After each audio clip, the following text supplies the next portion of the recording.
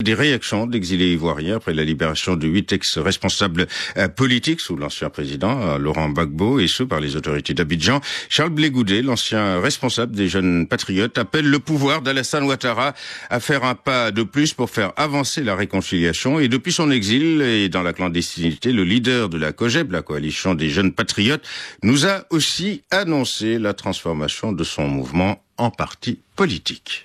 Le COJEP que l'on assimilait jusque-là à une milice, à un groupe de soutien, a désormais décidé d'assumer sa maturité, de prendre part à la vie et au débat politique dans notre pays. Nous venons à peine de mettre le mouvement politique sur pied. Nous n'avons pas encore les leviers en main pour parler d'élection. Nous demeurons dans le même combat pour que la Côte d'Ivoire redevienne un état de droit et que Laurent Gbagbo soit libéré et que les prisonniers politiques et militaires soient libérés en Côte d'Ivoire et que les Ivoiriens se réconcilient aussi. En fin de semaine, il y a eu de nouvelles attaques à Abidjan et dans les environs. Comment expliquez-vous cette persistance de la violence? La Côte d'Ivoire elle-même est sous le choc d'un traumatisme. Il y a tellement de frustrés qu'on ne sait plus vite d'où viennent ces attaques.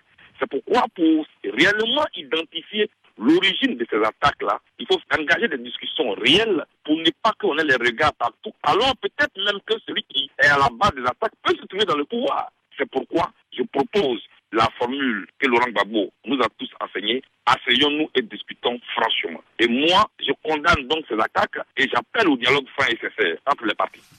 Charles Blé Goudé qui répondait au téléphone RFI de Cyril Ben Simon.